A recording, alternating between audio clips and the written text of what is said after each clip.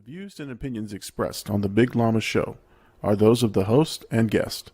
They do not reflect that of our sponsors, advertisers, or employers. Enjoy the show.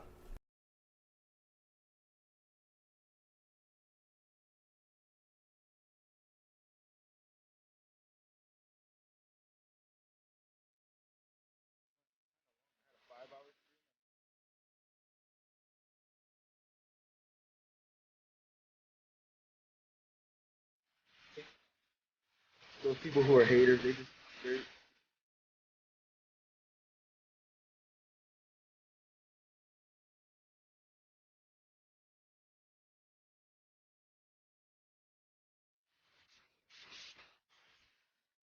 Hey, everybody. Welcome to the Big Llama Show. I'm the Big Llama. Thank you so much for joining me. It is November, and it's frosty here in Florida. And for my cold weather expertise, I bring in the man living in the cold weather state, Colorado. Blackout AD, man. Welcome to the show. What's up, man? Man, I complain that it's cold, but It's 60. still like 70 degrees over here. Yeah, I mean, it's 60 something, 70 degrees. I'm going crazy. I'm going crazy over here. Um, I just got a little notification on as we went live. Facebook might be having some issues. So it says here they don't know if it's on our end or Facebook's end, but they're trying to fix it. But hey, it is what it is. If you're on Facebook and or if you know anybody on Facebook, I think I'm gonna head over there in a few minutes and maybe put a little note just to go to the YouTube page. Direct them to the YouTube. For sure, man. Hey, listen, man. It's been an awesome couple of weeks on the channel for sure. I really can't complain about the way the viewers are going up. I'm grinning ear to ear. He's already grinning. Because it's just something amazing to me that we've hit this. We've hit a steady growth of I think 20 to 25 a week. Yeah.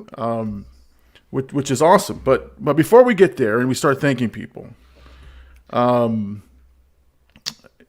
not a beef. It's not a beef. It's just I just want to clear the air with the people on YouTube because we got a copyright strike. We got a copyright hit.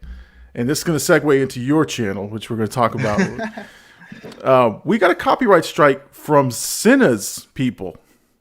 Now, I don't think it's him or his people directly. I just think it's because in the new intro we play the music a lot longer. I've gotten for the last two shows that we've done with the new intro, I've gotten copyright strikes. Or copyright requests to remove the video, and so I haven't talked to Cinna, and I'm gonna reach out to him, but he's given me full permission. I don't think it's an issue, but Yeah, we're gonna have to get him on and to explain his side. It gives us a good reason to get him back on the show. Back on. All right, so we the chat room is buzzing a little bit, and before we get to thanking the viewers, let's see who's in the chat. AD, you were on the chat earlier. You threw some ADs in the chat. So if you're not familiar with ADs in the chat, that's on his channel, on his Twitch stream. That's what they do when we're excited something goes hype. You put ADs in the chat. So Or if I break my legs. Oh yeah, Gabe's ADs in the chat. So Gabe's hitting us up. All right, Miss Dysfunction. I'm here while streaming. She's multitasking. She's on and she's listening, and we appreciate you, Ms. Dysfunction. What are you playing? What are you playing over there? Let me know. We'll let the people know to go there after the show's over. Oh man, Got to hit her up in her chat as well. Right. We're gonna have to, again, we share and share alike, right? We're gonna share with the people. All right, so the channel is growing, man. It's like something amazing, but let's talk about you. Let's talk about you, man. But my channel's also growing. It is. Not at the rate yours is, but I mean, there's some growth going.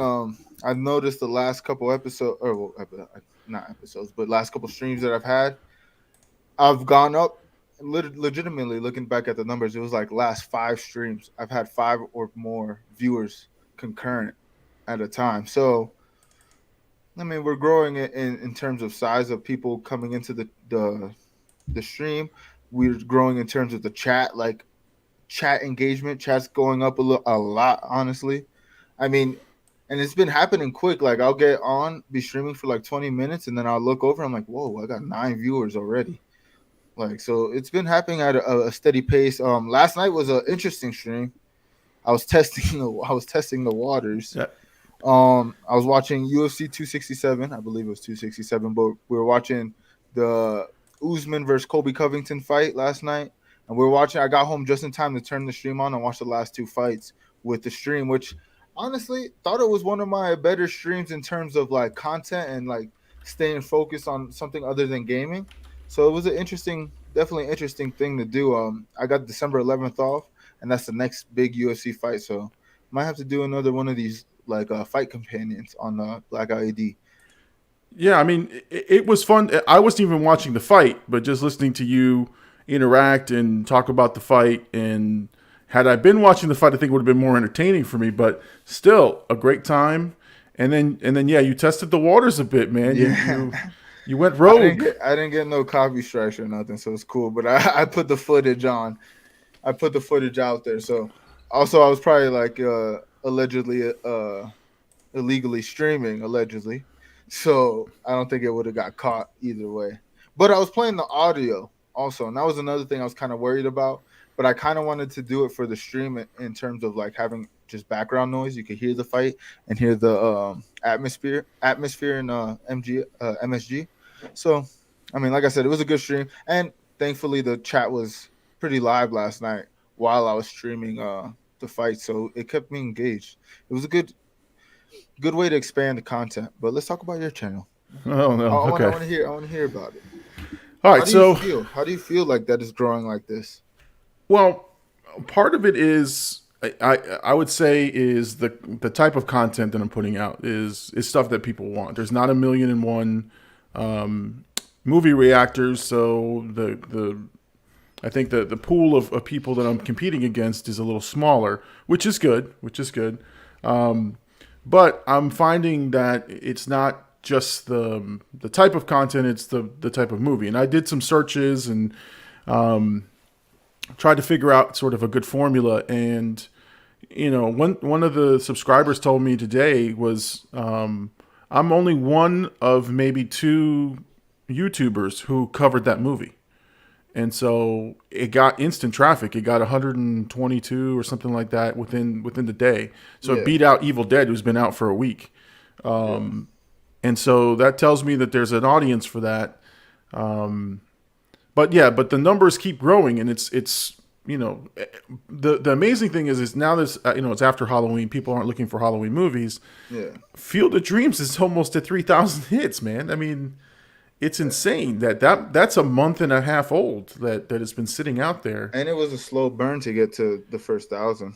Right. And it took so long to get there, and now it's climbing the way that The Exorcist did, and The Exorcist is still going strong. That one is 3,000 plus. I'm shocked. I'm just shocked at the volume in which these, the content's sort of getting picked up. The one thing I will say that I think, and I've read on this, is to engage the commenters. And so every time I try to go either at least like a comment and definitely, interact with them. And so, but when there's 130 some odd comments in there, it's tough to keep up with. And people are now having their own conversations about the reaction. So, which is good. You need them to engage. It's almost like having a chat. I've noticed that with my stream that like the more the chat's popping, the more viewers I pick up during like the time the chat is actually active. So I feel like you're just getting people engaged with the content, so it's putting it to the algorithm a little more. Yeah. I think that's just something that we need to start doing, is just looking at how we can get these views. Yeah. But again, I think engagement is the key to all this, and the chat rooms being lit up is fun. So, I mean, we're going to try everything we can, man. We're going to try everything we can. Let's see. All right, we're trying something new because Facebook has failed. We're live on Twitter right now. I don't know how that works. I don't even know how that format would look. I know you got a computer there, so maybe you can pull it up. But yeah, we're live on Twitter. I just removed Facebook and put Twitter on there, so we got to see what that looks like because I'm not even sure. Oh, I mean, it looks like the stream. Huh. Oh, I'm tweeting it out right now. there you go. There we go. So again, we're trying something new tonight. I mean, again, Facebook went down on us tonight, but I see somebody say that Facebook's turning to Meta on Tuesday. oh, So maybe there's no more Facebook streaming. now I have to go to Meta streaming. I don't know. How Meta is that? I'm sure it'll cost some money of some sort. All right. So let me thank the subscribers again. I this is an old graphic. I think we were at 260 something as of that we started this broadcast. But I got to say thank you to everybody who is subscribing. Thank you to all the people commenting. It's just a lot of fun, man. It's a lot of fun. The engagement is there. I love it. I'm loving the channel and everything. And I can't wait. I can't wait. So we got some big topics tonight. Or one big topic. One huge topic, really. And the reason we're not covering it like right off the bat is I want to give some people an opportunity to sort of have some of the fun. And then we're going to talk Eternals. It's going to be an Eternals chat. You know, a lot of the different plot points and everything. Spoilers left and right. And we're going to talk about the post-credit scene. So we're going to give people an opportunity to enjoy the show a little bit. And if you haven't seen the movie, you know, come back for the replay and come back and watch the rest of it. See if you agree with our comments. But that's our one big topic. And I want to sort of tease that out because if we started talking about it now, we'd probably lose a couple people. They'd probably just jump off and go, no, I haven't seen it yet. Stop it. So we got to talk about a couple other things. And before we get started on that. All right, so the chat room seems to have simmered down. Again, I don't know what that you said. So you're saying that on Twitter, and I'm going to go there right now. Let me see what this looks like for us because this is interesting. Let's see. Oh, look at that. Yeah. I mean, yeah. It's kind of wow. That's a. I'm retweeting my own my own tweets. That's pretty interesting. Okay. I didn't even know you could really do that. I know they had the chat rooms, but I didn't know you could go live like that. And we've got that means like a game on there. Yeah, that's what I'm saying. It's a whole nother world of streaming. I mean, you've got more Twitter followers, right? Or you've got more people that sort of see you on Twitter than. Yeah, I got decent amount, couple hundred. But yeah, man. This week's been a good week for both of us, content-wise. I see you got the llama logo everywhere. That had me cracking up. I was watching the French Connection video on stream last night, and I was just dying at how many times I've seen it. He's using it for copyright for sure. Oh, for sure, for sure. Oh, look, we got a comment here. Someone. Oh, let's talk about what you got on, man. That's a fire hat, AD. Hey, thank you, brother. Thank you. I got the Blackout Gengar hoodie on, the new AD hat, got some new shipment in. We're just working, you know. I was tired of wearing the same Blackout stuff every week. Yeah, no, I'm with you. I switched it up to the Llama Nation shirt tonight because I said, you know, I've been wearing the hoodie the last couple of times I've been on here, and I said, you know, maybe people think I'm homeless and I don't have anything else other than that one outfit. And you kind of just, I don't know about you, but like I feel like I just want to rep my own stuff, especially now that I have like a bunch of it. I'm like, I don't want to wear anything else. I don't think other than my work clothes, I haven't worn anything other than my stuff. So it's been pretty dope, man. Yeah, I have so most of these shirts I keep for the shows. But I have one shirt that I do wear out, and every time I wear it, I get looks from the family. Like really, we're gonna do that one. Oh, and I wear this one usually to the movies when I go to a big movie, outing. So I usually try to wear it, and people do give me a couple of looks, but but I don't say anything. I'll be like, oh, check out my shirt, guys. You know. Yeah. Definitely, I gotta get a new hoodie with the llama logo on it because I'm excited to rep that. Listen, you got to show that white hoodie, man. I'm seriously, jonesing for that thing, man. He's got a white hoodie with the AD logo, and man, I mean that's the one I'm gonna order. That's the one I want right there. Look at that, man. That's clean. Yeah. That is clean right there. Yep. You got the black and I'm debating now switching to the black and gold AD logo as my original logo instead of this one, because everybody I've shown this to so far has said that it was a super dope. It's like this one stands out compared to the other ones. Even like this one, I thought this was gonna be the standout, but not even. Yeah, man. We're working on designs. We're working on content. So stay tuned. It's gonna be a big year for Blackout, for Llama Nation. It's gonna be a big deal, man. Look at that, and Gabe's chiming in, with some white Air Forces, man. That hoodie, man. Oh man, we got a couple different people on the chat here. We got was it Baldemar? Yeah, he's on here talking about first, and I guess he wants Eternals. Hey, Eternals, yes. Got Ugly Rob. I said Ugly Rob, Ugly Boy Rob. He's been streaming. He's been hitting me up, showing me like he's streaming and stuff, which to me is dope, man. Like I was telling you before, like it's just rubbing off. You know what I mean? Gabe's hitting me up, wanting to stream. This guy, Ugly Boy Rob, is streaming himself. He's playing Apex a lot. So shout out to everybody who's moving with the Blackout movement, man. No, for sure. I mean, that's again a lot of good traction, man. A lot of good people coming onto the chat, man. That's what we enjoy about this. So it's was it No Shave Movember, right? Yep. Which I'm follically challenged, but if you guys can look closely, there's something here, like a soul patch or something.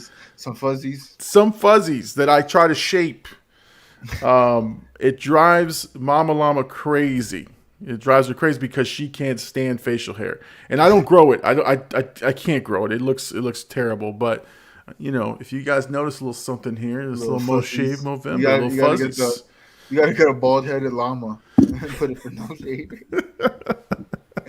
I mean, the llama logo has got more facial hair than me. That's for sure, man. That's a manly looking. That's a manly looking logo. It is. Hey, love, brother, love fan from Ugly Boy Rob. All right. So Mo Shave Movember, and in November, and this is just something that I had written down, and it hit me today because I was out shopping. I'm getting ready for my Dominican trip. Yeah. The llama's going international. I'm not broadcasting from there; it's too expensive. But man, they're already playing Christmas music. Like the minute Halloween was over, yep, they turned it all on, man. They're trying to get throughout all of November. They want holiday sales. That's all. Yeah. Oh, I know. And then they've got the holiday commercials and everything. Gabe's sitting up here. Is that a little dust on your chin, Llama? Yes. Yes. I mean, listen. If I had high def and we were this close, I'd show you guys. If I can zoom my camera, I'd show you guys.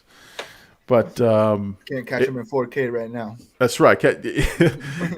It'll be gone by Wednesday because that's when I fly out, and so Mama Llama is not wanting to celebrate the anniversary with this stubble.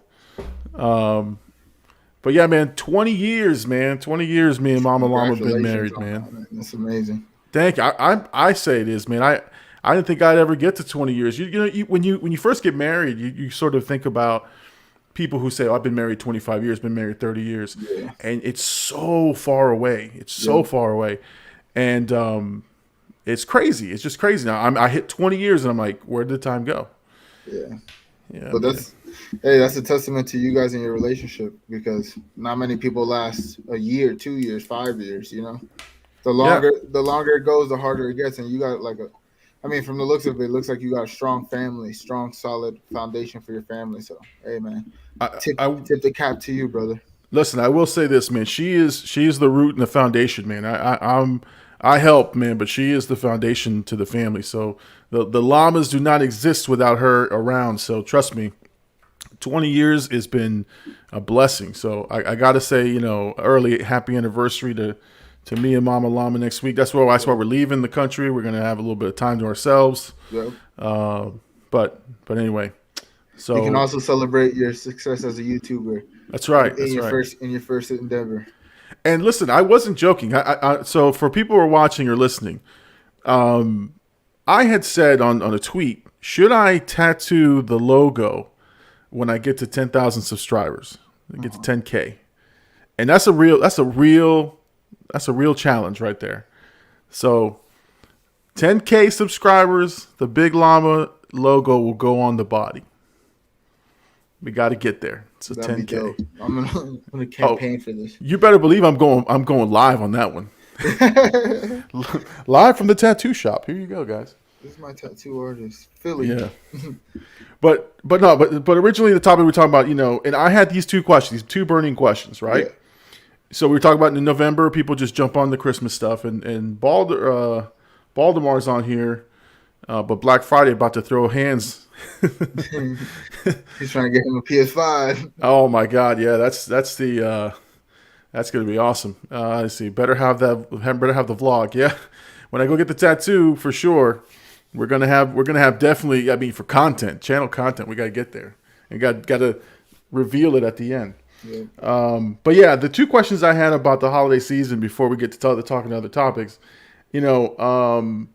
so how early is, or when is the appropriate time for Christmas music to sort of hit the airwaves, and when is it the appropriate time to put up holiday decorations? Like, no matter what you celebrate, yeah. How much time do you let the turkey marinate before you kick it out? I mean, for a marketing standpoint, and you want to like, America's gonna play it as soon as possible because they want you to spend money throughout the whole holiday season. Right? He said January. Yeah, someone said January in the chat. Come on, man. No, but I mean, mid-November, I would say is the reasonable time, but it's gonna happen. It's gonna happen the 31st after people go trick or treating. It's like time to put up the Christmas tree. I was already seeing it. Literally the next day, it was like, oh, already got my Christmas tree. I was like, you didn't even go trick or treating last night. You just stayed home and put the tree. I mean, Gabe's chiming in. He says Thanksgiving night and on. Yeah, so the plan this year is the day after Thanksgiving, because I don't do the Black Friday. I'm online with Amazon on Cyber Monday. But the plan is on Friday, I'm going to put up some decorations outside. That's the official start for me. But I wondered if I was too early to the game because, I used to get annoyed at people like me who can't even celebrate Thanksgiving, can't even enjoy the turkey and the leftovers. You're already putting up decorations. Now I've become that guy. You're supposed to eat the leftovers right after you put up the decorations, brother. Well, man, listen. And it's, and like I love turkey and I love Thanksgiving, man. But like day 3 of turkey leftovers, man, I want to just puke. Like I can't. I mean, I definitely put on some pounds during Thanksgiving. Oh, yeah. I mean, that's especially when you do it right. There's no other way to do it. When I was younger, man, when we were kids, we would go from house to house. So we had it all scoped out. Me and my buddy Long, he was I think he's a police officer now. First of all, it would all culminate around a flag football game. A flag football game at like 4 or 5 o'clock. Yeah. And it was funny because I think he's Vietnamese and he had all his family and his friends and all these and I was the lone white guy there. It was like, hey guys, and but we'd go to house. We'd hit 3 to 4 houses, friends that we just go and eat. I mean, we put on some disgusting weight during those times, man. I miss being in Florida around my family around that time because I would do the same. Yeah. I would go to like one grandma's house, another grandma's house. Because my family's like, they got their own clans. So they're doing their own thing at different parties. So I could just hit the houses of the family. But being out here, I just rely on like Big Homie and his girlfriend. If they're doing something and they invite me, then I go. If not, it's just another day gaming or something. Yeah, I mean, honestly, Thanksgiving is one of my favorite holidays, but we don't even celebrate it that big. We used to, and I think my family used to all the time. It is one of my favorite ones just because you can fellowship with people. You'd be like, just invite people over and be like, hey man, you got nowhere to go tonight? Like, come over to my house. We're having dinner. And it's like, and I wouldn't normally do that. Like, normally I'm like, yeah, I'm having dinner every night. I don't want to invite you over, right? But Thanksgiving, for some reason, I'm like, hey man, you got no place to go, come to my house. It's just the generosity in you. Yeah, no, it just comes out in Thanksgiving. Let's see. Paul DeMar says here, do y'all think it's because they don't want to do it later? It's better late than never thing. You're talking about decorations. Yeah, I think so. I think that's what it is. It's like you don't want to miss the train. You don't want to be too late for it. And let's be real. A lot of people love Christmas time. So I know people who like bask in that. So like they get a whole month and a half of them just having Christmas decorations around their house. You know what I mean? It makes sense.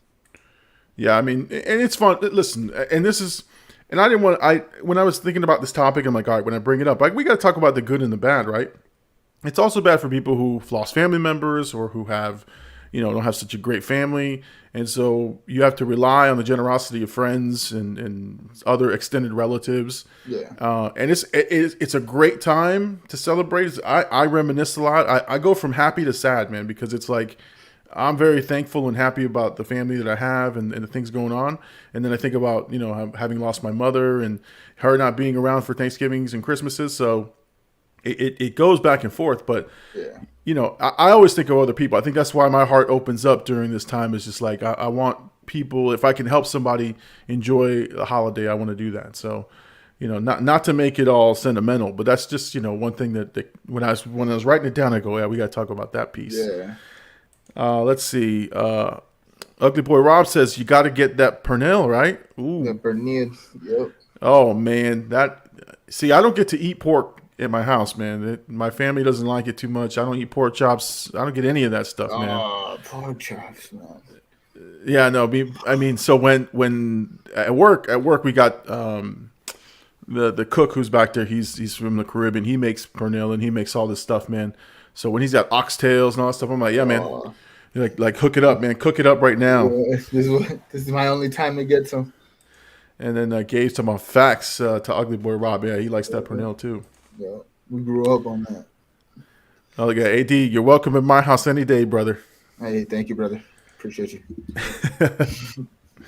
Now, sorry. Go ahead. No, go ahead. I was gonna say, holiday times do get me sad as well because my dad that died, like some of my better memories are like with his family around Christmas time, his family around like Thanksgiving, like their family was like that side of my family is super close.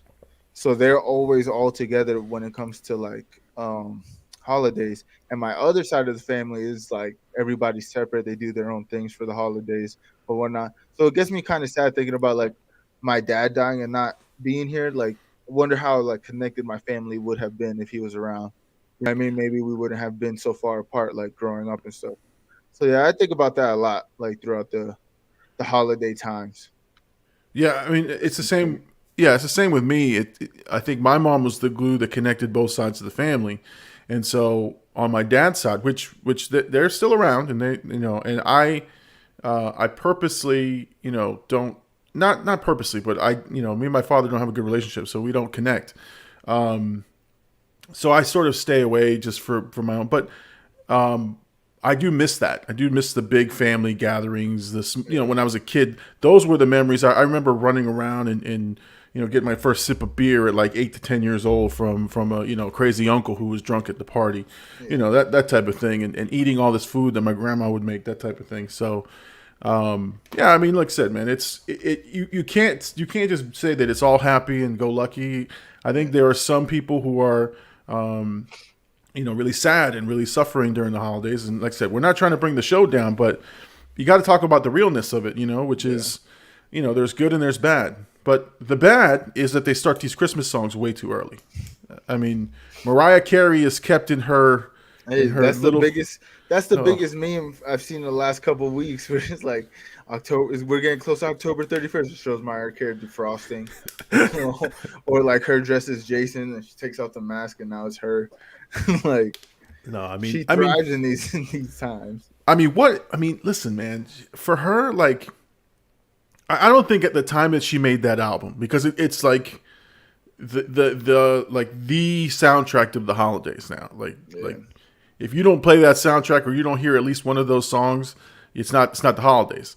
But like, do you think when she made that album that she knew that like this was it? Like nobody knows that, right? I mean, she had to, bro. Why would you even make the album? Like, she's not that touched by Christmas to make an album, a holiday album. And you got to think too, like, she's just talented. Who else would do it? You know, we got like Chris Bublé, or what's his name, Michael Bublé. he gave him a brother. Michael Bublé, Chris Bublé's younger brother, Michael. he gave Chelsea a banger for sure. Yeah. Let's see. It makes me feel good inside. Yeah, no, I'm telling you, man. No, but you know, listen. I know. I looked at it too. I looked at this like last year because they were talking about how many albums she sells during the holidays, right? And around that time, everybody had a Christmas album. NSYNC, Celine Dion. In the '90s, everybody put out People Bryson, Luther Vandross. Everybody has one. But hers is the one that you listen to. Like, that's the one that year after year makes sense. Which is crazy. And I've got, I admit, I've got the 3 versions of it. I've got the original. I've got the like, I forgot which anniversary edition. And then I have her part 2, which she like just sang the same songs, but with new features. Same song, different beat, new features. That's exactly it. That was exactly it. That's hilarious. Oh man. Yeah. See, you know, we get into these topics and there's always that one hidden gem from me. Yeah, we just continue on. But a good segue would be to movies. Do you like Christmas movies, and are you doing like a Christmas special like you did for Halloween? Yeah. So yes. So here's the thing. So the month of I thought about the month of November, and I was like, all right, I don't want to do like hokey just Thanksgiving movies and stuff like that. So I'm going with that same formula that I'm going to have. It's going to be a regular month for me, but it's going to be something new, something old. So the new thing that I watched is John Wick, which we'll talk about that in a minute. And then I've got an older classic movie that I haven't seen, right? So all of them obviously I haven't seen, but that's how I'm going to go through November. But yeah, I only have one movie in December, one holiday movie, and we're going to do holiday movies. The only one I have is called Love Actually, which I've been wanting to see, and I bought the Blu-ray. Who's in that? It's got the guy from The Walking Dead, the main guy, Rick Grimes, in like a supporting role. It's got Alan Rickman, who was the bad guy in Die Hard, and he was in Harry Potter.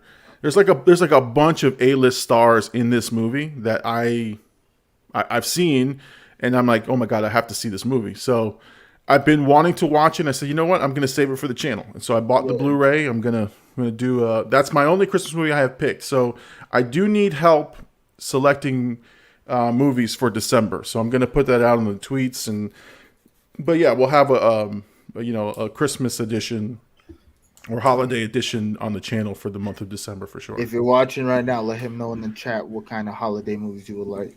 Yeah. I mean, and like I said, I unfortunately I've seen a lot of them, so there's gonna have to be like an obscure title. I think one I haven't seen is Scrooged, which is a holiday movie, and I haven't seen it, but that's probably one of the only ones I can think of. I think I've seen many of them. So the challenge is find one for me that I haven't seen. So if you hit me up in the chat, let's see what you got for me. You seen the Ryan Reynolds movie Just Friends? I love that movie, man. Yeah, me too. Oh man, it's a sleeper. It's a sleeper holiday movie. Me, Big Homie, and his girlfriend. That's like our tradition. We around Christmas time we watch Just Friends, and they just recently put it on Netflix. So his girlfriend hit me up like, "Hey, Just Friends is on Netflix. You already know. You gotta come over." Now that's the one where he's the fat guy, and then he loses weight. He loses all the weight. He becomes Ryan Reynolds, right? Yeah. I mean, you're right. It's a sleeper because I think I've seen it now 4 or 5 times, but the first time I saw it, I couldn't stop watching it. Like, I think I was going somewhere or something. Oh, I think I was supposed to clean the garage. I don't know. I was supposed to be doing something. Yeah. And I said, oh, let me take a couple minutes, to have a drink, and I'll just watch this. And 2 hours later, I'm like, oh my god, I just sat through this whole movie. Like I couldn't stop watching it. And then I was like, I love this movie. This is a great movie. And then I think it was on like the next year, and I watched it a little bit, and I watched it a little bit here. I was like, no, I gotta watch the whole thing, and I sat down and watched the whole thing. Yeah, It's a great movie, man. I'm see, look, we're connected that way, man. Just friends, just friends. just friends. No, it's a fantastic movie and a good holiday movie. So I would Yeah. say, but since you already watched it, it won't be the same effect as the first time. Right. That would have been a good first time watch. But too, what I'm also finding is like I told you, is I don't know that it was necessarily that it's my first time watching something, rather the movie that I picked, because the Evil Dead was a brand new one, first time watch, and it didn't perform as well as I thought it would. Oh, look at this. We got a good one here. Friday After Next. No, that's a classic, man. I've seen that one like 10 times, man.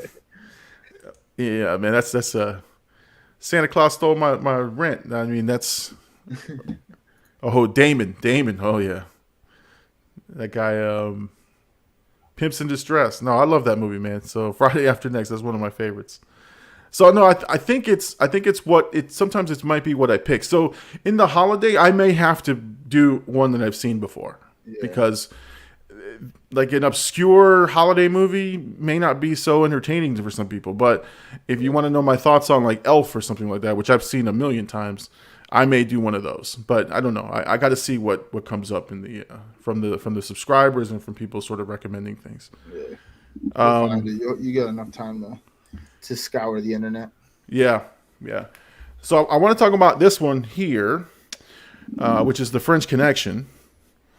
And I was pleasantly surprised, and I hooked people in, hopefully, with my intro video. Yeah.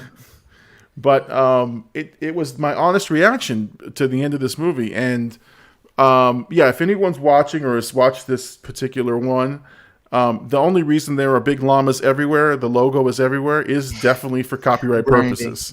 Well, it's branding, but it's also I honestly edited this one 5 times. Yeah. And every time I put it out with a filter or with a scrambler or something, it kept getting kicked. And so I figured out that I'm just going to have to, because, so again, the big difference between me and some of the other reactors, and I've seen it, the reactors will just talk. No movie, no nothing. They don't even set up the scene. They just let you, it's like a splice cut, and they say something splice cut. And I get it, it's for copyright, but I like to let a scene marinate just a little bit, just so you can see what's happening just before I say it. And so what's happening is I let the scene go on way too long, and that hits me with the copyright. So it has to be, unfortunately, like cut in that way. So I figured out that if I put a logo in there for some scenes while I'm talking, the logo sort of gets in the way of the person, I guess, or the algorithm doing the checking for the copyright. Yeah. So, I mean, it was funny because you were in my chat yesterday, and we were talking about it. I was like, I like how you used it at the intro. And you're like, oh, it's all over. I didn't realize what you meant by that. And then I watched it. I was like, oh, it's really all over this video. So if that video blows up, they're gonna get ingrained with the logo. Yeah. Oh no, for sure. I mean, and so now, with the next one I'm doing, which is John Wick, it's the same way. The logo is everywhere. Everywhere you look, there's the logo. So, but it's a great logo, and I love it. So, but yeah, no, listen, if you're looking for a gritty crime drama, and you like a suspenseful, chase type. I mean, it's a chase movie from the beginning to the end. Like they're chasing a criminal from the beginning to the very end, and how they play this cat and mouse game. Phenomenal movie. It is a great chase sequence, and again, some have said it's one of the greatest chase sequences they've put on film. Obviously, it's not as big as like a Fast and the Furious chase sequence, which is completely ridiculous. But it's a realistic one, and it's in New York. It's the streets of New York, and just a lot of fun. Just a lot of fun. So, if anyone's hasn't seen it, I would highly recommend it. It seems like a captivating movie because throughout your reaction, you're like, I don't know what's going on. Then when finally they gave you like bits of story, you're like, there's some story. Right, So, right. Well, but you seem like you were captivated in the whole thing throughout the whole movie. the way the old school movies go, and I think I said it in the review, is that they just let you watch and marinate. Like they don't tell you who this is and why he's doing so. Like honestly, the first opening sequence, I don't even know who the cops were. I just knew they were chasing a guy who seemed like a bad guy, and that's how I figured it out. But like they don't tell you anything, and then so that's why I said there's no story. Like I watched two cops get introduced. I don't know who they are. I watched the bad guy float around in Italy, and I don't know who he is or what his deal was. And then they finally get to the point of we're chasing this guy because he's a drug dealer, and I'm like, oh, okay, shoot. So it makes sense. It makes sense now, but honestly, it didn't have to make sense because I did like I just was watching the characters do their thing, and so it was great. And again, I had said it. There's not a lot of jump cuts and splices and trying to make it slick. It's more the camera and the actors doing the work, which to me is fun. It's phenomenal. But yeah. All right, now the one that we're working on next is John Wick, and I'm doing the whole series, all 3 parts that are out, and those are going to be in between the something old, something new. So the next one coming out is John Wick. That's the one I've just watched, and I've actually watched it twice now. That's how much I enjoyed the movie. Now, have you seen John Wick? You were surprised that I said that's one I hadn't seen. Yeah, well, just because it seems like a movie you would like, but I haven't watched it myself. I'm not really into like action movies like that. So I can spoil it for you? Yeah, of course. You can spoil it even if I did want to watch it. Well, no, man. You know me, man. No spoilers, man. We don't do that. So it's so funny because we're completely opposite in that regard. Like I could care less, and you really care. I truly do, man. I don't spoil a movie for me, man. I will kick you in the rear, man. I'm telling you. But no, so the meme that's around and the internet makes the jokes, right? Don't mess with John Wick's dog. And so I know that at some point I knew that, and I say that in the review, that John Wick's dog dies. Yeah, I know that's a known thing, and the only part that got me was how fast it happened. Like I thought we were going to get to love the dog, and I thought we were going to get to like enjoy a relationship, and like 15 minutes in, boom, dog's done. I'm like, oh. That was fast. Hey, they just wanted to get right to it. Hey, we want to see him. We want to see. We're paying Keanu Reeves to kill people on screen. We're getting right to it. And listen, can we talk about Keanu Reeves, the actor? Like you have beef with this guy? I don't have beef. Like, all right, I do have beef. Yeah, I know you do. Every time his name gets mentioned, you kind of like he's okay. It's Keanu Reeves, man. He's the same guy, the same character. I think he had maybe a page or 2 of dialogue in this movie. I'm serious, man. I watched it. I'm like, he didn't say anything. Like there's an actual sequence. I'm not even kidding you, where he gets a call from the bad guy, right? He picks up the phone and he puts it to his ear, and he's just staring into the screen. He didn't even say hello. He just got the phone right here, and the bad guy's like, "Now, John, you got to hear me out." And this is Keanu Reeves. He's just staring at the camera, and he puts the phone down. Listen, he just lost his dog. He's under distress. And scene. Thank you so much, Keanu, for coming to do your lines today. We'll see you tomorrow. That's hilarious. Oh, I mean, and then there was one. I think there was one scene was they were like, "Are you back?" He's like, "I'm retired." And I'm like, he walks away. I'm like, okay. And then when he has to actually say that he's back, like, I don't know why he has to say he's back. He's like, "People keep asking me, am I back? I think I'm back." I'm like, that is the worst line I've ever heard. Like, I love the movie. I've watched it twice now, so I'm not crapping all over the movie. But Keanu is Keanu, man. I don't know, man. I honestly feel, I think honestly, actors they get the most roles when they can make that character like them. because I feel like most actors, like if you think about it, like top actors, Will Ferrell, he's playing the same character Hmm. in every movie. Vince Vaughn, same character every movie. Oh my God, Keanu Vince Reeves. Vaughn did it for like 10 years. That's what I'm saying. But it works for them. You know what I mean? You can be that character. Then you go to people like Ben Stiller, who kind of like switches his characters a little bit, but when you really think about it, they're all pretty much very similar. Like they have the same characteristics he could act out. So I feel like some of the best actors just they find that role that they're good at and they just stick with it. Hey, this works. Why don't let's not fix it? Listen, if it's paying the bills, man, that's what I'm gonna do. I get that. Yeah. But yeah, no, and again, there's something about Keanu that like you enjoy his performance and physically though, his physicality in the movie and his stunts, second to none. That was the amazing part of him Yeah. doing it. But like when now there was, I will say there was one scene where he's crying or whatever. That was a good scene, but like that was the one scene in the whole movie that I was like, all right, he's actually acting. And then, and again, I maybe I look at it from a critic's eyes too. There were like two sequences that were definitely car commercials. Like there was and my son said it before I did. Like because I watched it with him the second time. I wanted to see what he said, and he's like, "This is like one big Mustang commercial." Like all he did was he got angry, or he wasn't even angry. He was just like he went out and he drove his car. He's in an airplane hangar and he's doing donuts. Like no purpose. Like there's no one's chasing him. No one's doing anything, and he's just doing donuts in this Mustang, which is a beautiful Mustang. And I was like, oh, that's great. But what's the reason for this? No, Definitely car commercial. Definitely a car commercial. And then he kept getting better cars. Like I think he ended up with a Dodge Charger at the end.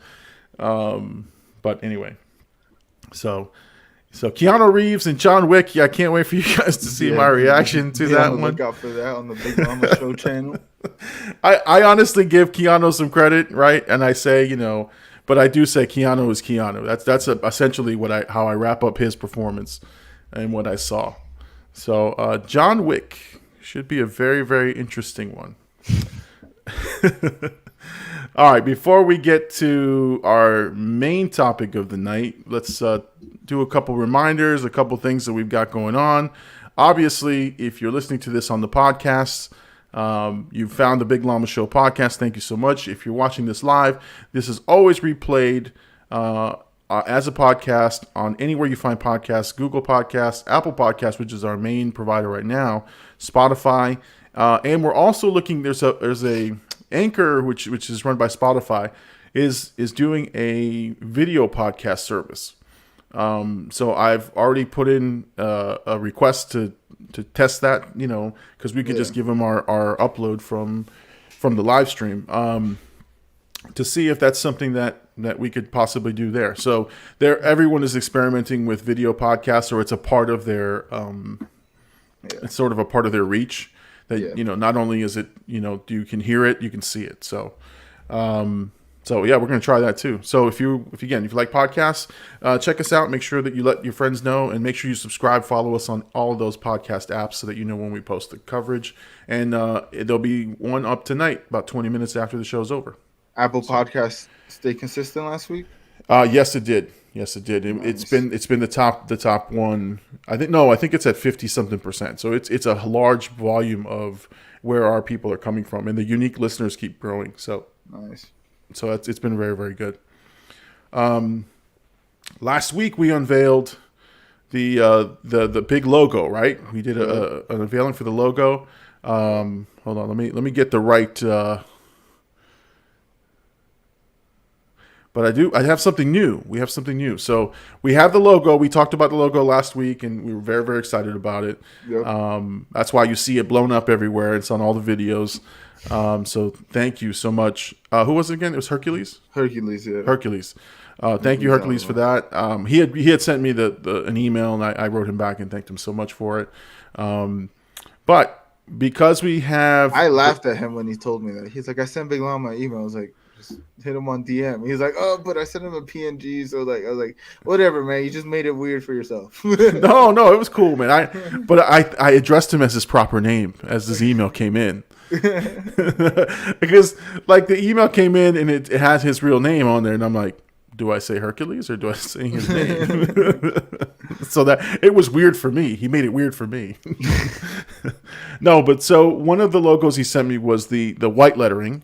And so what we did was we put it out and we were calling it the Blackout Edition.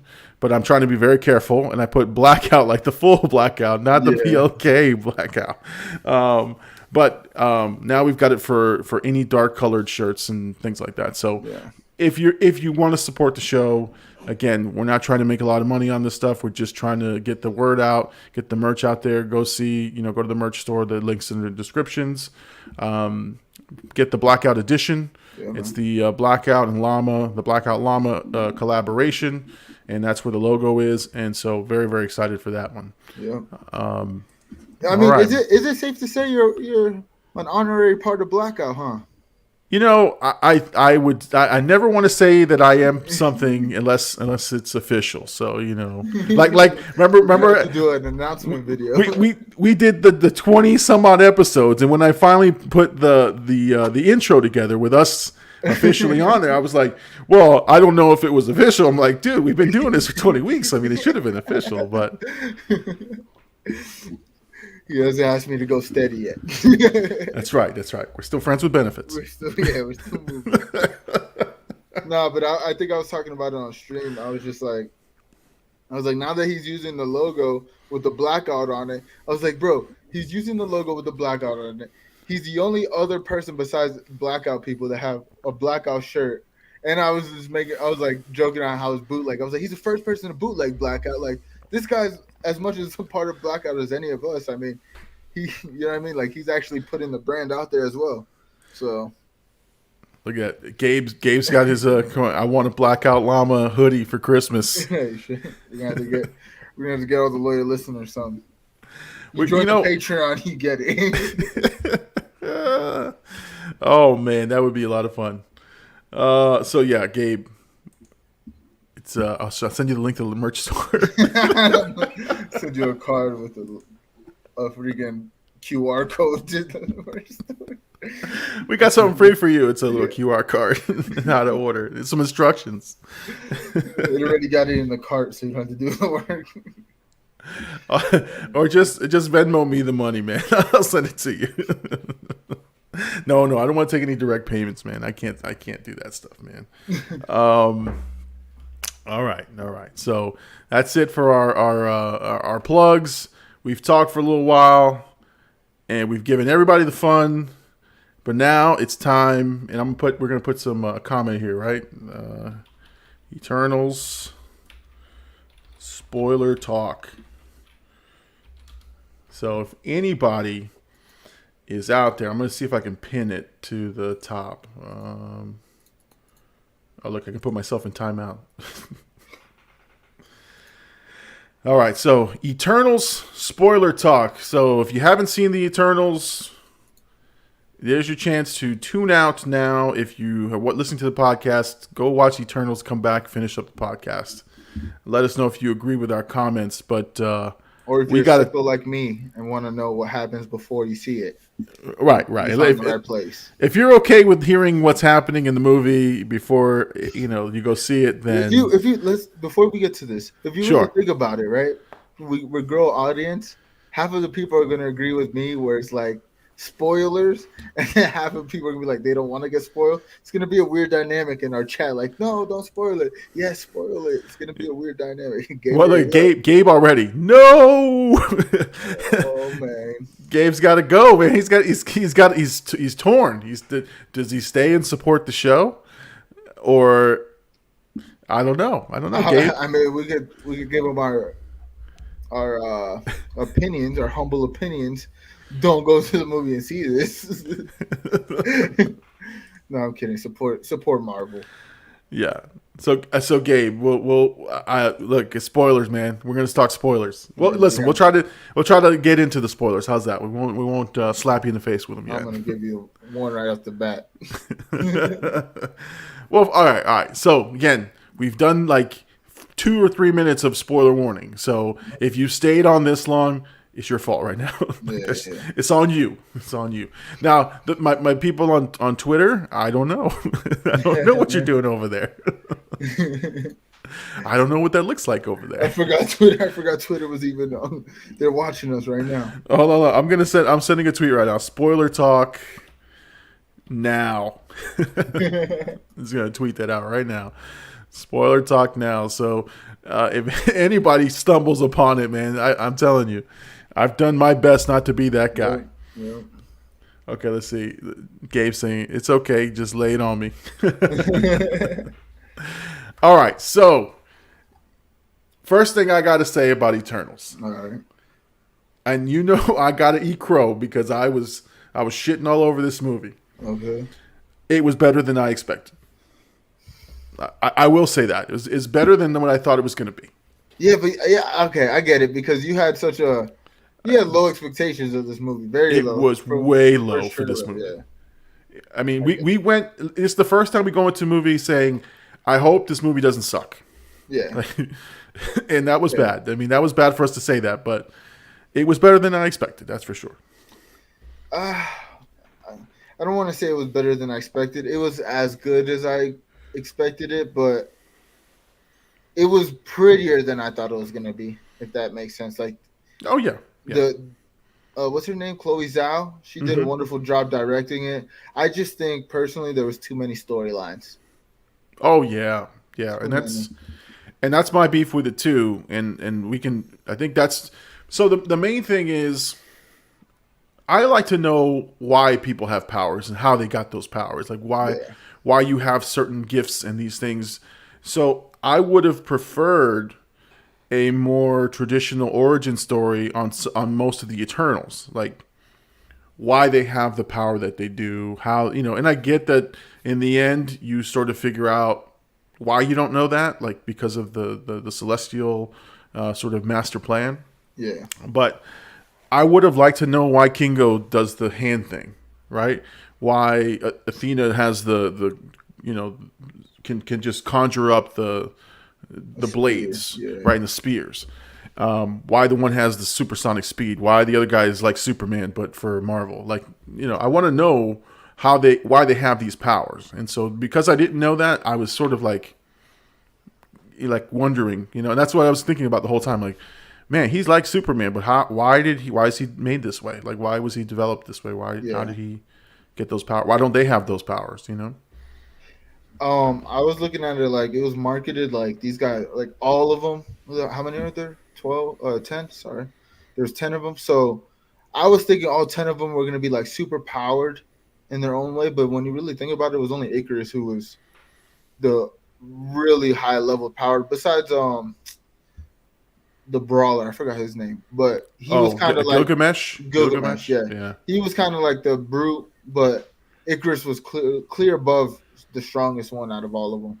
They didn't all have like superpowers where if they were to fight, they would be okay. Like even if they did want to fight like Thanos, like I think Ajax powers. I mean, in the movie, we only really saw her heal things. We didn't really see her like with any form of like combat. So I don't know. And you know, again, spoilers. Why Selma? Why Selma Hayek? Why did we take her out of the movie? Like, they played her up like she was going to be a huge part of the movie, and she is dead in first 20 minutes of the movie. Yeah, she's the reason they all assemble, really.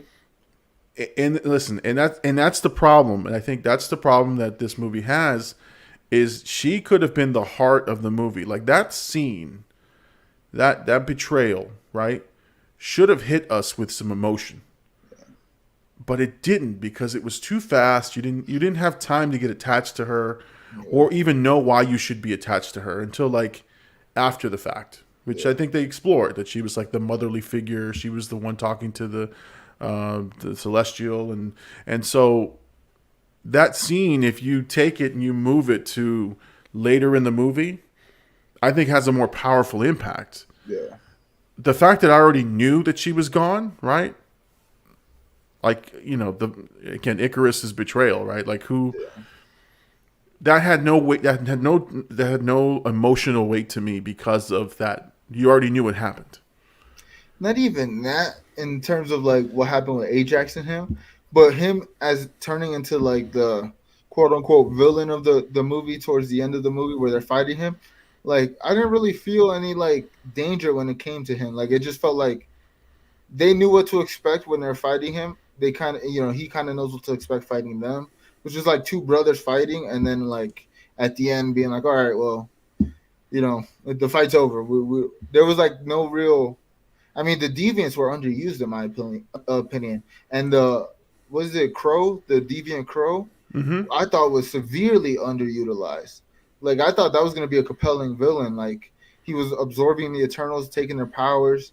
Like I thought he was going to absorb Angelina Jolie's character, and that would have made him kind of OP, and that would have been a interesting end battle to see. But for them to just kill him like that, like there was a lot of like there were so many plot points throughout the movie that kind of was too hard for Chloe Zhao and the team to like tie everything back together.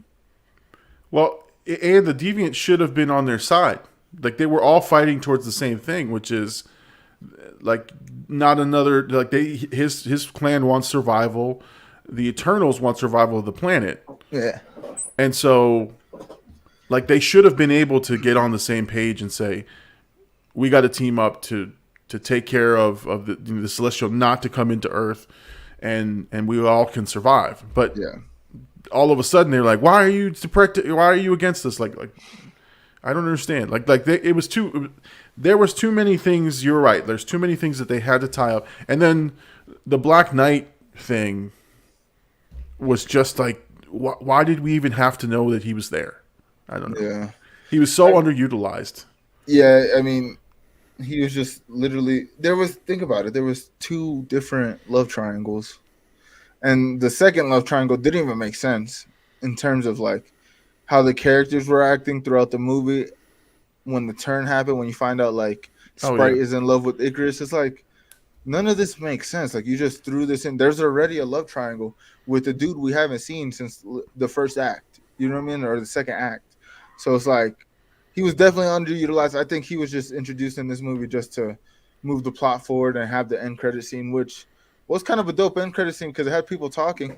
oh yeah, yeah. So No, and so let's start with the beginning, right? So right from the beginning, and I'm with you because Sprite and Icarus, that just was a weird thing, and even though she's 1,000 years old, like she's still in the body of like a 13 or 14-year-old or whatever she was, and so that whole thing could get weird, really weird.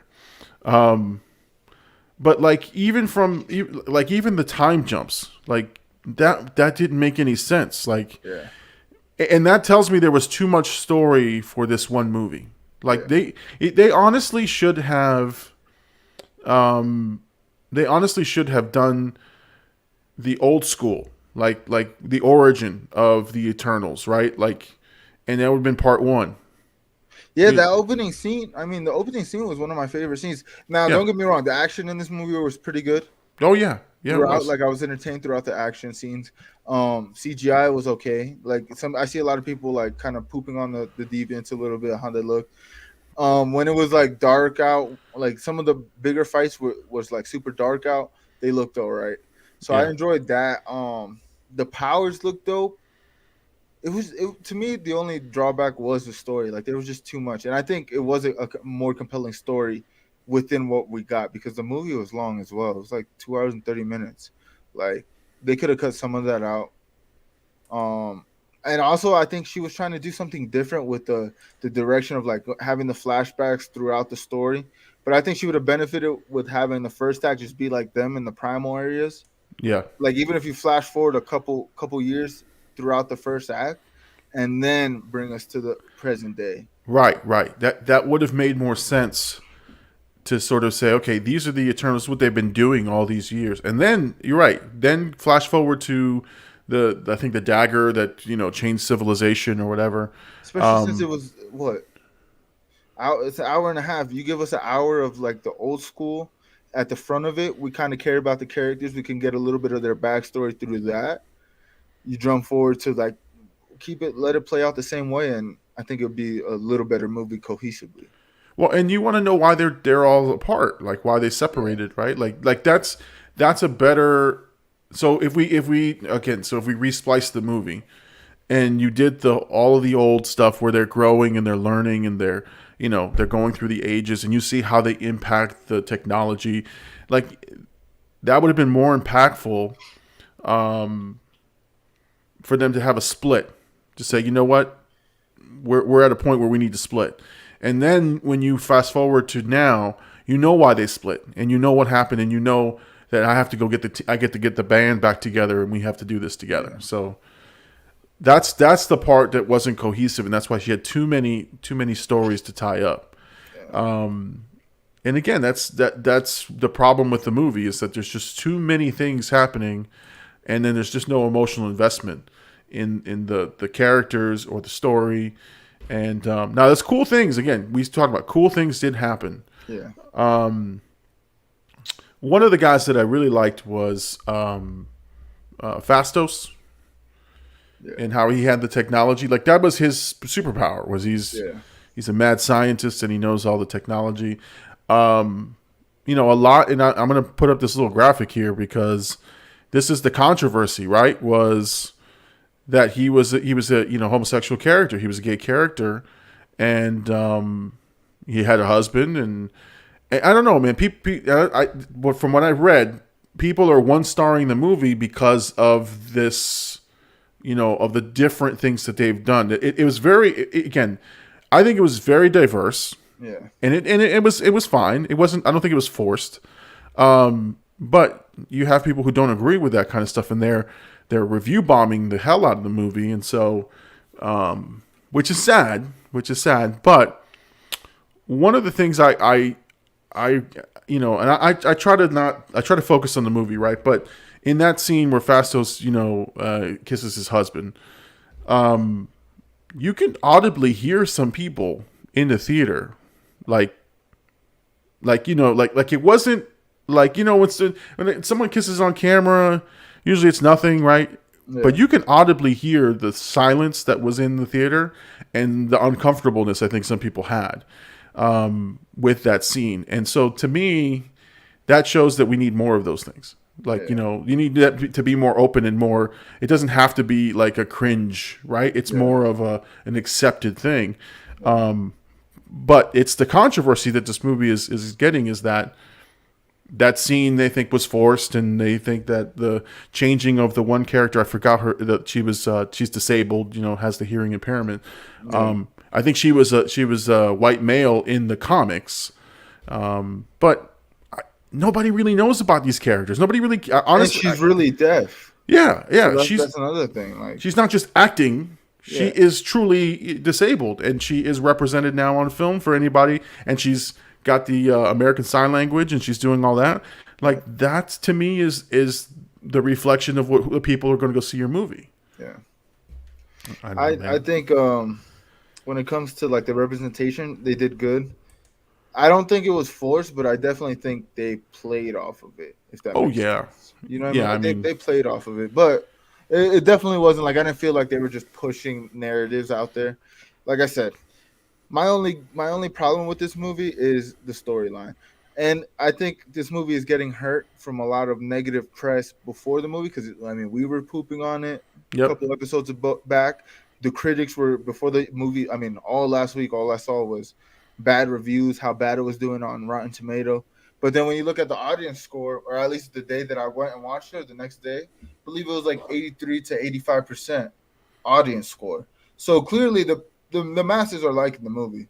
So it's not, a lot of people are over dramatic when they say it's the worst MCU movie. Like, I don't think so. You know what I mean? Like Thor: The Dark World, to me, I don't even remember that movie, to be honest. And honestly, I probably won't remember this one either. To be fair, like, I don't think I'm gonna go back and watch this movie. Like, I'm not gonna be excited to watch this movie again. It was an okay movie. I'm glad. Now, I was saying this on stream when we talked about it a little bit, but this movie got a bump up with the extra points. So if I had to give it, like, I would give it a 6 normally, but I gave it a 7 because I watched it in 3D, and this was the first 3D movie I've seen since Spy Kids 3D way back when. But yeah, they had a different showing. they had one showing at 5:30, and I was already at the theater, and they're like the 3D one's right now, and it's just about to finish trailers. So I was like, you know what?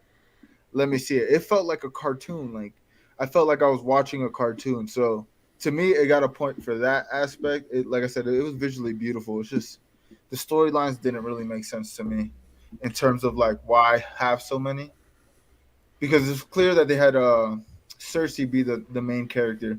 But even then, like her, like I said before, none of her love connections connected. Even Icarus, like it didn't feel like they were in love before.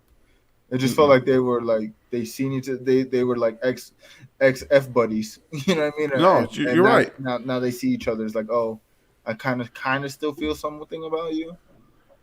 Yeah, no, and can we talk about the Marvel sex scene? We're like, Yeah. how'd that look in 3D? It was alright. It was alright. I mean, it was something different. It was different than what I was used to in a Marvel movie, which was great. Like I said, I really did have low expectations, and that's why I say it's better than I expected.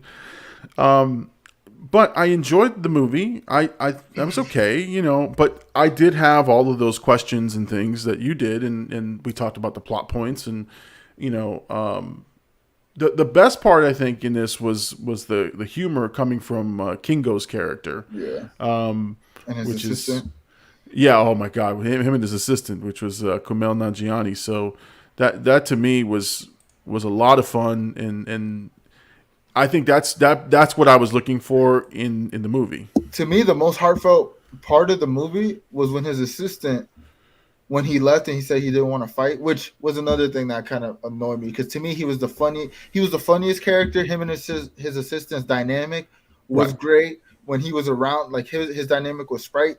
His dynamic with Sprite actually made me care about the character Sprite, because other than that, I could care. She couldn't she didn't really have to be in the movie. The most major thing she did to me was stab Cersei because she loves Icarus, which was stupid. Like it was so out of character with how they were before. Right. And two was when she helped Jolie's character with her mind tricks and like brought her back. Like that was the most significant thing she did the whole movie. But back to what's his name? He was just Kingo. Yeah, it was kind of annoying that the last fight he was like, yeah, I'm not doing this. But like I said before, the most heartfelt message was from his assistant when he was just like thanking them and stuff, because like he's a human who's seeing these like risks. Like the world's about to. That's the thing. The stakes in this movie were pretty high. The world was gonna blow up. I mean, and nobody knew it was going to blow up.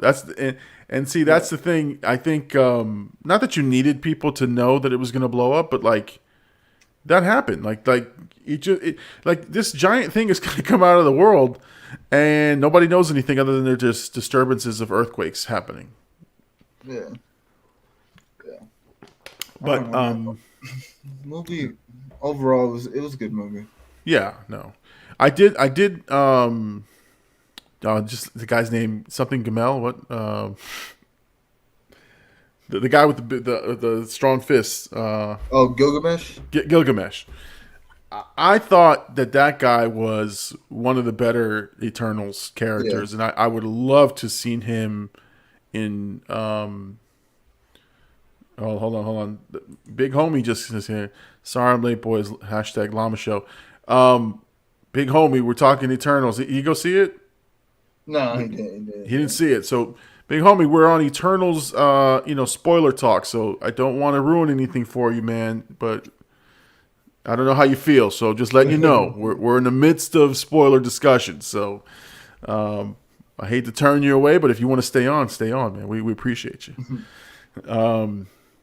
He definitely was a good character as well. And I thought another compelling relationship, instead of having two freaking love triangles with Cersei, explain his relationship with Angelina Jolie's character, because they, you know what I mean, like they teased it throughout the movie that they had like a strong bond, and even like the Crow like kind of used him, but you know what I mean, like they didn't expound on their relationship. We just kind of got a teaser of it, and I think that would have made both characters a little bit more compelling as well. And what Angelina Jolie's character was going through, having like the Eternals form of Alzheimer's, was kind of sad. Right. but then it made sense when you got the big reveal of what the plan was and how they Yeah. store the memories and all that good stuff. Yeah. I It's mean, just basically somebody forgot to hit delete. right. Or they did and they just didn't wipe out everything. That there's still stuff in the memory cache. No, so again, what upset me was Selma Hayek's again demise early on in the movie, and then they just kept bringing her back as part of like the flashbacks, which again would have been more impactful had they not be flashbacks. It's just a linear story with everything, and then Icarus. We haven't talked about what's his name, Druig, the guy who Yeah. controls the minds. That's a pretty dope character in terms of what he can do and how he can mold things and make sure that people bend to his will. But I think he looked like a bad guy. He looked like an asshole. But Yeah. but he truly was the one that wanted to do the right thing in terms of not letting people fight each other, not to advance Yes the world. and no, because he did he didn't want to see them fight, but then he took them under his control and had them fight for him. And Yeah. I felt like they were trying to like hit us with the bait and switch, trying to set him up as like the bad guy, and Yep. Icarus becomes the bad guy at the end. But like they were definitely trying to like lean towards that way of him being the dark guy. And then another thing, his relationship with the speedster. Oh yeah. Like, that Yeah. shit came out of nowhere. Like after the battle, they like get all close and like touch foreheads and stuff. And I'm like, dude, I haven't even seen you interact. I seen you interact like in the literal like 300 AD. Right. But, you know what I mean? Like I haven't seen you interact since. Like It's been 1,000 years since these guys touched hands. yeah. But no, and even the speedster. What was she doing for 1,000 years? Sitting there reading books? Like Yeah. come on, man. Like again, too many things to. There's too many characters, right? Like you had to do, and I hate to keep saying I've said it a couple of times. Like Guardians of the Galaxy, you have to slowly introduce each character, bring them on to jump on board. You couldn't just start the movie with Star-Lord and his gang of characters and expect people to like have a relationship with them. You had to do the slow intro. You had to introduce Star-Lord first. You had to bring in Rocket and how him and Groot sort of meet and how Gamora gets into the fold and how Drax, like we later get Drax. Like that is a better way. Like you just had all of them fighting in the first sequence. Yeah. And you're just supposed to just go, okay, that's who they are. I think the show would have benefited for like being, or this movie would have benefited being a show, like on Disney Plus. I think so. I think they could have done a lot of backstory episodes on each of these guys' origin. The time traveling through the ages could have been stories, and how they fight the deviants, and then they could have had one giant like send off for all the deviants being killed, and them splitting, right, or going their separate ways, and then the story could have started. Yeah. Right? It could have started with them coming together or having to come back together because the deviants are back. Yeah. And I mean, you bring a solid point, and since you said it, I can't like stop thinking about it. The movie would have been better if it was just them in the past going through this. Yeah. I would have cared about the Eternals way more because it like the stories that they were telling in these flashbacks were a little bit more compelling than the actual story of the movie.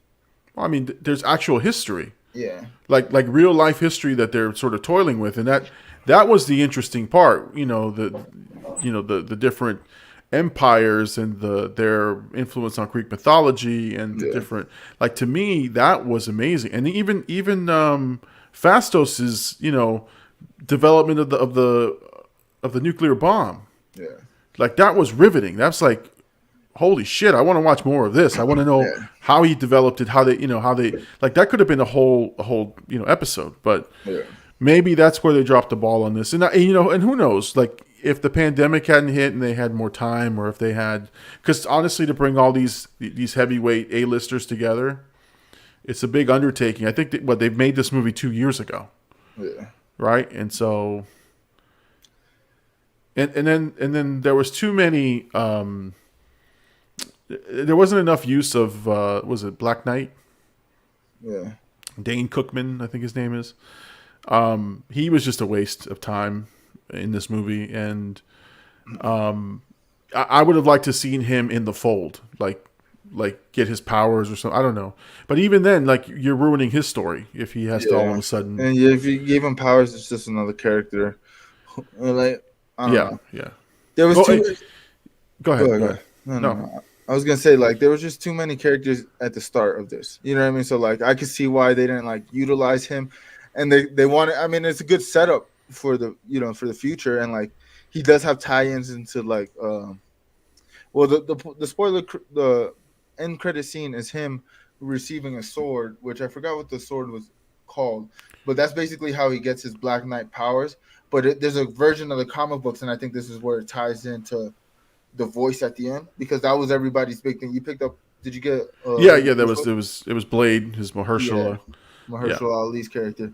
yeah, A lot of people were thinking it was the Watcher because what do you call it? Just ended. So they were like thinking it was the Watcher like interfering, but there's a storyline in the comic books which I'm kind of excited if we do see this on screen. Like we might be able to see him, and maybe it just sets him up for the Blade movie because that blade he has in the comic books, he gets a fake version of that blade from Dracula, right, and that's right. what ties him into with Blade. And I think they team up on some like English. I forgot the exact team. I think it was something 13. But either way, it it's dope that they set up Blade. We get a setup for Blade at the end of this. We didn't see what he looked like or nothing. We just heard his voice. Right. But I do think that character was underutilized, and I think they kind of just threw him in there for the Blade Yeah. character, like to set him up. Well, I mean, so the movie establishes a couple of things, right? There will be more Eternals movies because they Yeah. said the Eternals will be back. They have a mission now, and I'm invested in one. I want to know what's going to happen now, but a couple of Eternals are missing. Some Eternals are still on the hunt. Like that's great. That's good. Then you've got the Black Knight and Blade. They're going to have their own sort of segue. And so that to me that's the great part about what came out of this movie is that you're going to have some of this more content. And I was watching another podcast or another YouTuber, and what they were saying is true is that the the Avengers are dead. Yeah. Like they're kind of dead in the water. Like Tony Stark is gone. Captain America is old man Cap now. Bucky and the Winter Soldier. I mean, sorry, the Falcon and the Winter Soldier Yeah. are kind of there, but they're not superhuman except for the Winter Soldier. They're kind of just like, they're there. Now you've got Eternals. Now you've got the Guardians of the Galaxy with Thor. You've got these gods Well, fighting that's each the other. thing. It's like there's so many Eternals. Like you can't have a mashup with Eternals and a mashup with Avengers. To me, it's not gonna No, work. no. I mean, they did Endgame, but it's like, how many more Endgames are you gonna give us where there's that many characters? Like, it's gonna get to a point where we just want to see 5 sets, maybe 5 characters attack a bad guy. You know what I mean? Go throughout the story, which just so we could get the story right. Because at the end of the day, that's what we're here for these movies for: is the story and the action. You got the action right, but like I mean, it's hard to utilize all these characters unless they break them up and it's like 5 of the Eternals team up with 5 of the Avengers, or like, and think about it, we're getting Blade, we're getting Fantastic Four, Right. we're getting the X-Men. So like it's just way too many characters to have a team up movie. I think the Eternals, honestly, my feeling after this is it's gonna stay its own thing. Yeah. You know what I mean? Like they're gonna have their own like solidified stories. They're gonna cross over, of course, with like some characters from the future, or in the future. But there's not really going to be a Avenger level threat with the Eternals. At least I don't think, or No, not no. all of them. I think they're good for cameos in other movies, right? That they may make an appearance. I heard a couple of people say that in Thor: Love and Thunder, you may see an Eternal or two pop up there. In the Multiverse of Madness, maybe there might be one. Depending on what happens, because now these guys are out there, but. I don't know. It to me, Marvel sort of forgot the formula. I think with this one. Yeah. Or they just try to they try to differentiate too much. Yeah, no, like I said, if you want these guys to have their own thing, you got to slowly roll them out. They forgot that that's what was popular and that's what made the movie successful is a slow rollout of like you couldn't have what's the Captain America movie that had all them fighting at the airport? Civil War. Civil War. You could just put out a Civil War movie. Yeah. You had to have the six movies. I think it was 6 movies prior, each introducing them, bringing them on board in order for you to care about that scene at all, right? But here it's just kind of like, here, man, we got to just give you all these characters, and we got to move this timeline because the timeline's been slowed down, and that's the problem. And I think, I mean, maybe in hindsight, they look at it, they probably are like, maybe we should have threw this on Disney Plus. We could have fleshed out the characters a little bit more. But this was made before Disney Plus was really even popping. You know what I mean? Mm-hmm. I mean, Disney Plus was already a plan, but the pandemic made Disney Plus, when it comes to Marvel movies, the go-to. Like, you have to see these shows. They may or may not connect, but you have to see these shows because they're high quality. They give you movie level quality and show times where you get like extended. I mean, think about the Loki series. Like, if it would, that Loki would not have been done justice if it was a 2-hour movie. Oh, right. No way. You know what I mean? Like, we needed the character building. We needed to go through our adventures weekly on this podcast. You know what I mean? Like, we needed to experience these things and like get the full effect of like what's happening, especially with the break of the multiverse. You know what I mean? Like that set up a real big thing. So I don't know. I don't think we'll see. Honestly, I don't think we'll see the Eternals on big screen again. Personally. Well, and man, that might be a shot in the dark, depending on how much they make. I don't really know the numbers right now offhand. Well, but that's the other key, right? Is like, does this movie have legs? Is it going to give you the $500 million that you want to produce a second installment, right? But they've teed everything up. So there was that big, post credit scene with the reveal of Eros, which is, I think, Thanos' brother, played by Harry Styles of One Direction. Yeah, which to me, I didn't know it was Harry Styles at first. I like Harry Styles and his music. I do enjoy it. But, like, I heard... so, first of all, he shows up on the screen and he says, brother of Thanos. And I was like, who is this? Like, oh, we got another big baddie? He's going to come and avenge his brother. And then the guy comes on screen and I'm like, who is this guy? Yeah. Do I know him? He looks familiar. And then I hear a couple people, that's Harry Styles. That's Harry Styles. I go... no way. The guy from One Direction? Like, why is he on my screen? I don't understand this. Yeah. But I did do some reading on his character, and I think he plays a sleazeball, like a horny dude who likes to go with the women and all this stuff. And so you need a likable character to be that kind of I don't know. I think that's what somebody had said, and it makes sense. Yeah. I think I didn't really care about that whole scene except for his I don't know, was he a leprechaun or like Pip, like a dwarf? Yeah. Yeah. It was hilarious. I thought he was funny. I was like, oh, this is hilarious. Like, who is this guy? And then I didn't know who. I didn't know Harry Styles by the face, so I was like, I heard people they made noises in the thing, but I didn't hear. Honestly, that's another thing too. The comedy was getting people laughing like out loud in the theater, and I was surprised at that. It was good. The comedy was good. It's the Marvel formula, right? It's a serious, you get serious moments and you got a lot of humor. The only thing is they just didn't have that emotional connection that would have, again, I would say most of the Marvel movies are good movies, but a couple are like a little bit, but I love the characters and I'm invested in the story, and there could be some things that they could have done better, but because I love the characters in the story and I'm invested and I am emotional, attaching to them, I will forgive a lot of things, right? But in this one, I didn't have that attachment, and so that's my problem. That was the problem that was missing for me. And again, Salma Hayek is one of my favorite actresses, and so not that I was mad that they killed her off. I just thought, wow, you just wasted this character, or at least the emotion of that character. Because now I could totally see that last scene where you find out with Icarus. And I can see it way different. But I mean, And yeah, and if they would have did that right before Icarus's turn as well, because they did it in the middle, where like you're like, oh, is Icarus bad at this point? And then he's just showing he's a good guy, and they're still kind of painting the Druid as the bad guy yeah, in that point, and then at the end it's like Icarus turns. It was just maybe the story. It's just maybe they didn't place the movie in the right, like, you know what I mean. They right. didn't edit it in the right way. Maybe that's what it comes down to, because the pieces are there for this movie to be as compelling as we would maybe hope. Especially like when you like a movie, you kind of want to you see its flaws and be like, oh well, if it would have fixed that, this movie would have been, you know what I mean, would have Yeah, been A+ or whatnot.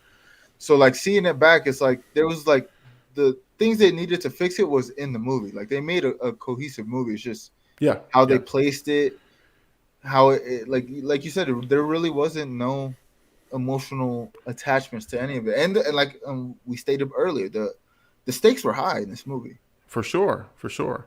You know what we should do is start the Twitter trend, right? The hashtag release the llama cut, and then let us recut the movie the way we want to see it. The way it was. Release the llama cut. No, and the last thing I'll say about the movie, and I think we've sort of beat this horse and it's dead and it's glue, is I didn't like Icarus's end in the movie. I thought that was a cheap plot, device that got you, because he was so powerful, right? He's such a powerful being that you weren't going to beat him. Yeah. And at least not in the way these guys were formed at that point. You needed Gilgamesh. You needed all these guys together. You need Kingo to be against him. Otherwise, it doesn't work. And so what? He just throws himself into the sun? Oh, look, it's Icarus. He flew too close to the sun. No, he killed himself. And I don't even think he killed himself. Like, there's no way he killed himself. Right. Who knows, right? The assumption is he killed himself, right? That he went right straight to the sun. But that was weak. I think that was a quick right. Like, how do we get rid of this guy? Yeah. They can't. It's almost beat him. like it was almost like they were just like, listen, you're gonna be the bad guy. We have no motivation for why you're the bad guy. We have no reason for you to be the bad guy. You're just gonna be the guy because you're the strongest one out of all of them. You're the only one that could stop everybody. Because if it was Sprite who was the bad guy, you know what I mean? Like, yeah, you had no movie. Like, even Cersei was like, what's she gonna do? Turn you to stone? You know what I mean? Like, yeah, and Cersei's power.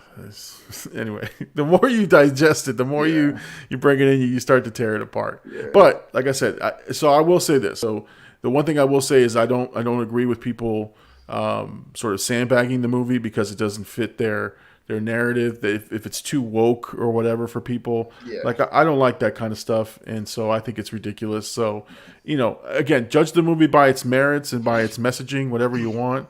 That's fine with me, but no, don't do those things. Yeah.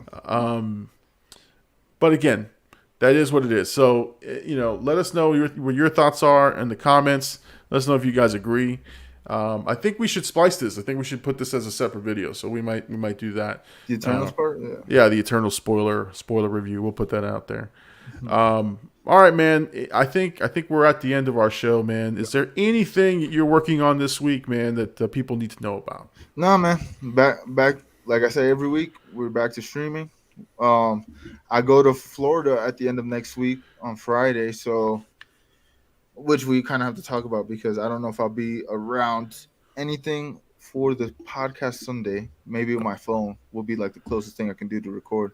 I will be partying the 2 days that I'm there. No, that's fine, we'll man. See, we'll see how that goes. But just streaming. And I'm also coming back. I'm coming back from Dominican Republic, so I don't know. I think next week we might have to do a maybe either a rebroadcast of a podcast, or I can premiere something. I don't know. We'll see what we can do, but we'll let people know. We'll definitely hit you guys up and let our loyal subscribers know if we'll be back next week. Definitely coming back the week after, but yeah, for sure. Next week might be a little bit iffy, and again, there's just some travel plans. It's the holidays, and so we'll do our best to keep the show going. But maybe we need to take a week off. We'll see. We'll see. Yeah, so just back to streaming. I finally hit today. Was the first time in the last couple months where I hit over 80 hours streamed in 30 days. So that's kind of a huge milestone because I was like hitting a 70 like for like at least the last 3 months. So it's good that I finally hit that. The stream's growing. I mean, the podcast is growing as well. We're just putting out more content. We've been playing a lot of Call of Duty Vanguard, the new COD out. Great game, looks beautiful. I mean, I've been having fun. I honestly would have not been good at the game, so it's kind of been frustrating because I've just been not doing like. Big homie hit me up and was like, "Bro, I almost hit." I was telling this on stream. I was really mad because I'm a competitive dude. So he hit me and he was like, "Bro, since we've been playing, he's like, you could hear him just talking. He's like, oh, I love this game. Like you can hear him, like he's doing really good. And then I'm over here like having bad games. He texted me. He really had the nerve to say, I almost got 50 kills, but I didn't. And I was like, dude, I haven't even gone past 25 kills. Like, no. So then yesterday while I was streaming, I had to throw a 75 piece on the stream. Wow. But I feel like I'm getting better at the game. It got my competitive side awakened. So just more content on that. Yeah. And hopefully a tournament. Yeah, we want to do a tournament. That'd be good. That'd be good to have something to sort of look forward to, right? Yeah. I will say I played Call of Duty. I don't know which one I played, but I played Nuketown Halloween '84 or something like that, whatever it was. And man, I was wrecking fools, man. But I think they were all playing Vanguard, so I was playing noobs, I guess. All the top players are on Vanguard right now. Exactly. I'm that guy who like comes into the game way late and like, look, man, I'm wrecking everybody. But I figured out how to get through my motion sickness. Oh yeah.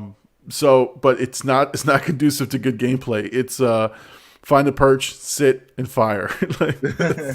I'm gonna have to become a sniper of some sort, you know. But yeah, because if I do too much movement, then which is crazy, right? Like it just proves I'm getting old. My head's moving too fast. Well, no, listen, man. When they do like the replay or like the top player, and I see him, take out 6 guys in a row, and I'm like, no, I can't watch this. I can't watch this. Anyway, all right, let's close the show. I'd like to thank all of our subscribers. Thank all of our members. Look, we lost a subscriber in the middle of the show. I don't know who we lost, but we were at 268. Now we're 267. Although I have heard that YouTube is constantly cleaning out either false profiles or bogus profiles. Yeah. So that people say that happens all the time. Like you'll be at a number and then it'll drop by 1 or 2. I can't imagine that anything we said tonight pissed anybody off, but anyway. Somebody walked in on the spoiler and was like, oh, spoilers. Unfollow. I hate this guy. Yeah, unsubscribe. Oh man, I can. You know what? It's funny. I don't even know. Not that I don't even know, but I'm like, I wonder how many subscriptions I've actually have of like people that I think I follow like almost like 200 people, and so I don't have any like, oh, let me go back and like if I don't watch their show, I don't watch their show anymore. But I leave my subscription on there. Yeah. But anyway, I have quite a bit. All right, so thank everybody. I'm thanking everybody. Thank you, subscribers. Thank you if you're listening to the podcast. Thank you guys coming from the Twitch stream, from AD's Twitch streams. We really do appreciate. Throw ADs in the chat. Make sure that you guys are supporting Blackout AD on Twitch. Yeah. Make sure you're coming to the Big Llama show to watch these movie reactions, and then Sunday nights we're live. I am doing movie reviews in between when I have a bit of time. But again, both of us are going to be traveling this week or next week coming up.